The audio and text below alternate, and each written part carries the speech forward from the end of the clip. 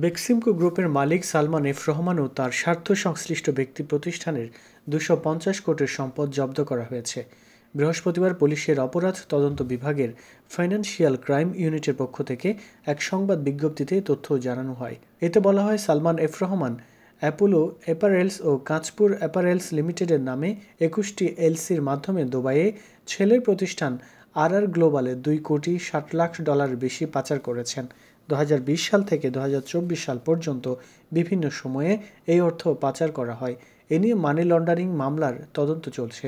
বিজ্ঞপ্তিতে আরও বলা হয়, আসামিরা পরস্পর সহযোগিতায় সংঘবদ্ধভাবে বৈদেশিক বাণিজ্যের আড়ালে বিদেশে টাকা পাচারের অসৎ উদ্দেশ্যে নিজেদের স্বার্থ সংশ্লিষ্ট প্রতিষ্ঠানে পণ্য রপ্তানি করে।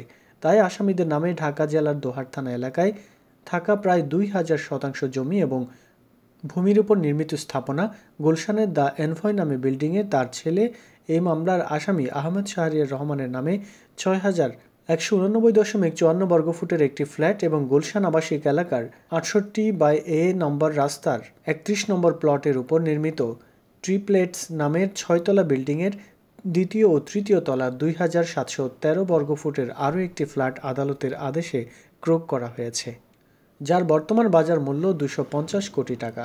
ট্রেড বেসড মানি লন্ডারিংয়ের মাধ্যমে $83 মিলিয়ন বিভিন্ন দেশে পাচারের অভিযোগ সালমান এফ রহমান ও তার স্বার্থ সংশ্লিষ্ট ব্যক্তিদের বিরুদ্ধে। এরই মধ্যে 17টি মামলা করেছে সিআইডি।